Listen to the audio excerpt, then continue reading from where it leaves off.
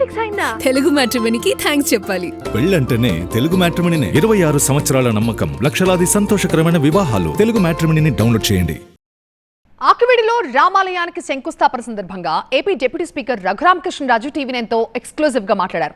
ఆకివీడు రామాలయాన్ని 7 నెలల్లో పూర్తి చేస్తామంటున్నారు. నలుగురు నీలి కుమారులు జడల విప్పినా ఏం చేయలేరని, బీఎస్పీ ముసుగులో ఉన్న అన్య మతస్థులు అడ్డుకోవాలని చూశారన్నారు. ఎస్సీ అట్రాసిటీ కేసులకి తాను బాధితున్నని, 80% హిందువులకి తాను ప్రతినిధిగా ఉన్నారంటున్నారు. మరిన్ని వివరాలు మా సీనియర్ కరెస్పాండెంట్ రవి అందిస్తారు. ప్రస్తుతం మనతో ఏపీ డిప్యూటీ స్పీకర్ రఘురామకృష్ణరాజు ఉన్నారు. సార్ చెప్పండి, ఆకివీడు పెదపేటలో రామాలయ నిర్మాణం శంకుస్థాపన చేశారు. ఇది మీరు ఇంకా విజయం సాధించినట్టేనా, ఇంకా డౌట్ ఉందా? విజయం అయితే సంపూర్ణంగా సాధించే దిశగానే ముందుకెళ్తున్నాం. అపజయం అనేది రామకార్యంలో అపజయం అనేది ఉండదు. విజయం తథ్యం. బట్ విజయం ఏ రోజు విజయం సాధించామని చెప్తామంటే సుమారు ఒక 7 నెలల తర్వాత ఓ మంచి ముహూర్తంలో ఓపెన్ చేసినప్పుడు ఆ రోజు అఫీషియల్గా విజయాన్ని ప్రకటిస్తాం. కొంతమంది దుష్టుల, అన్య మతస్థుల మత దురహంకారానికి బలి కాకుండా ఉండటం కోసం పోలీసుల రక్షణ ఉంటే మంచిది. పోలీసులు లేనప్పుడు ఏమవుతుంది? వాళ్ళు వచ్చి ఏం చేస్తారు? అటాక్ చేయాలని చూస్తారు. బ్యాంగిల్స్ తొడుక్కుని కూర్చోరు కదా, ఇక్కడ వీళ్ళు అటాక్ ఇస్తారు కదా. అప్పుడు ఏమవుతుంది? కమ్యూనల్ హార్మోనీ దెబ్బతింటుంది, రిలీజియస్ హార్మోనీ దెబ్బతింటుంది. సో అది పరిరక్షణ కోసం పోలీసులు వారి డ్యూటీ వాళ్ళు చేస్తారు. ఇక్కడ హీరోయిజము ఇటువంటివి ఉండవు. బహుజన సమాజ్ పార్టీలో దళితుల ముసుగులో ఉన్న క్రిస్టియన్లు, మతం మారిన క్రిస్టియన్లు వచ్చారు, వాళ్ళు పోలీసులు అరెస్ట్ చేశారు. తప్పే ఉంది.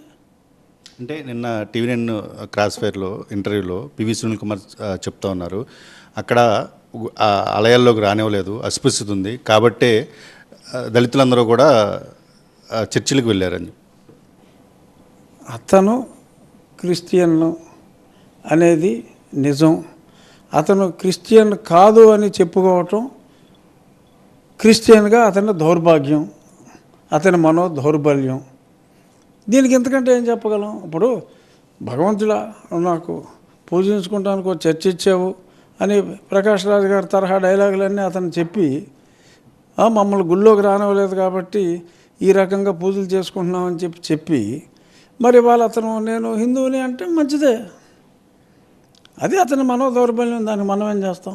రామాలయం అనే అంశాన్ని రఘురామకృష్ణరాజు తన వ్యక్తిగత ఎజెండా కోసం, లేదా తన వ్యక్తిగత పలుకుబడి కోసం, లేదు కేంద్ర ప్రభుత్వంలో బీజేపీ వాళ్ళ యొక్క ప్రాబల్యం కోసం వినియోగించుకునేందుకు మాత్రమే తెరపైకి తీసుకొచ్చారంటే ఏం చెప్తారు?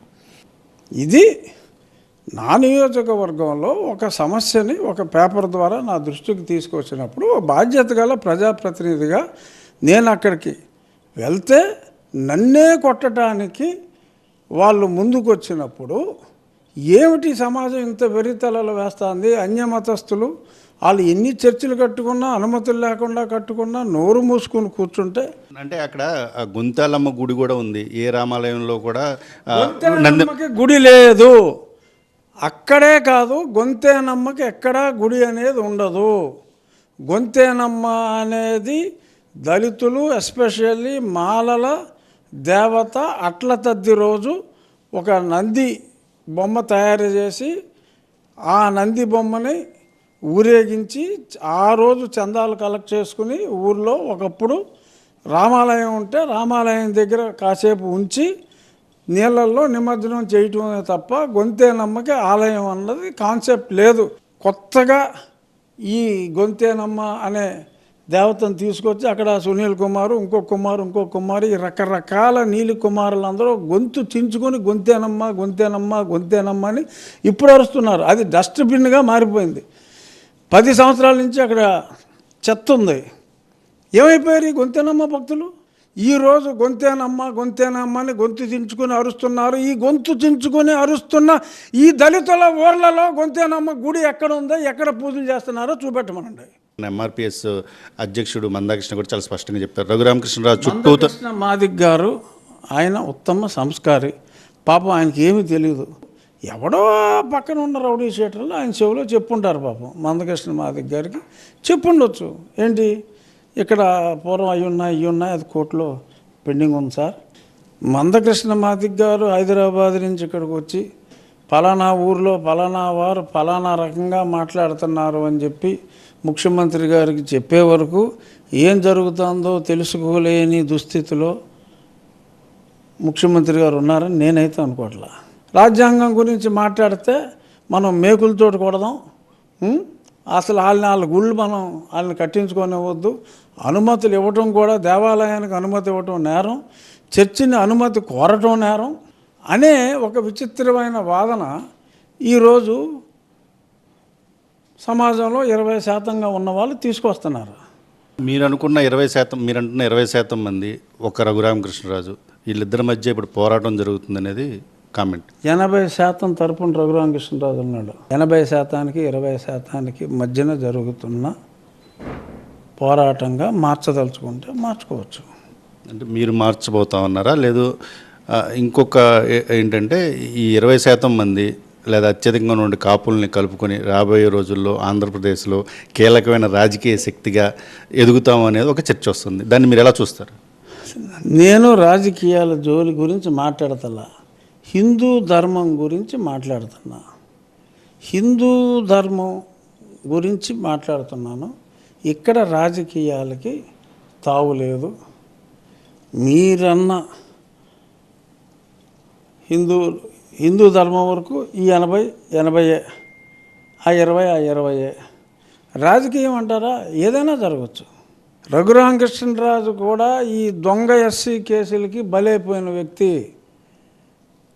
నేనెక్కడో ఢిల్లీలో కూర్చుంటే జగన్మోహన్ రెడ్డి జాన్ని అబ్రహాంని జాకబ్ని ప్రేరేపించి నా మీద కేసులు పెడితే జాన్ ఏంట్రా, జాన్ ఎస్సీ ఎందుకు అవుతాడు, కెనడీ ఎస్సీ ఎందుకు అవుతాడని చెప్పి నేను పరిశీలించి ఇదన్నీ వాళ్ళకి అసలు అంతా డుమ్మ డుషరేది డమ్మ బుస్సేది అంటారు మా సైడ్, అంతా డమ్మ బుస్సు, వాళ్ళకి అసలు పవరే లేదు, కేసు పెట్టి పవరే లేదని చెప్పి ఈ నిజాన్ని 10 మందికి తెలియచేయాలి అని చెప్పి సమాధుల దాకా వెళ్ళా. నిజమైన హిందూ దళితుడు ఎవరో తొంకేసులు పెట్టరు. తొంకేసులు పెట్టింది మతం మారిన దళితుల చేత పెట్టిస్తున్నారో పెడుతున్నారో వాట్ ఎవర్ ఇట్ ఈస్. చర్చికి వెళ్ళినోడు క్రైస్తవుడు అవ్వకపోతే గుడికి వెళ్ళినోడు క్రైస్తవుడు అవుతాడా? చాలామంది రాజకీయ నాయకులు కూడా వెళ్తారు కదా సార్. రాజకీయ నాయకుడు ఎప్పుడు వెళ్తాడు? ఎలక్షన్ వచ్చినప్పుడు వెళ్ళి నాకు ఓటు వేయండి అని చెప్పి చెప్తాడు, అంతే కదా. ప్రతి ఆదివారం రాజకీయ నాయకుడు చర్చికి వెళ్ళడు కదా, క్రైస్తవుడే వెళ్తాడు. బ్యాప్టిజం సర్టిఫికేట్ తీసుకోనంతసేపు నువ్వు క్రైస్తవుడు కాదు అని నీల్ కుమార్లు 2-3 చెప్పినంత మాత్రాన కాకుండా పోతారా? ఇది రాబోయే 7 నెలల్లో కూడా రామాలయ నిర్మాణం పూర్తి చేస్తాము. ప్రజలందరూ కూడా భక్తులందరూ కూడా దర్శనం చేసుకుని రామ భక్తులందరూ కూడా స్వేచ్ఛగా కూడా ఇక్కడికి వచ్చేటువంటి పరిస్థితులు ఉంటాయని డిప్యూటీ స్పీకర్ రఘురామకృష్ణరాజు చెప్తున్నారు. కెంపస్దుర్గతో రవి, TV9 భీమవరం నుంచి. పెళ్లి ఫిక్స్ అయిందా? తెలుగు మ్యాట్రిమోనీకి థ్యాంక్స్ చెప్పాలి. పెళ్ళంటేనే తెలుగు మ్యాట్రిమోనీనే. 26 సంవత్సరాల నమ్మకం, లక్షలాది సంతోషకరమైన వివాహాలు. తెలుగు మ్యాట్రిమోనీని డౌన్లోడ్ చేయండి.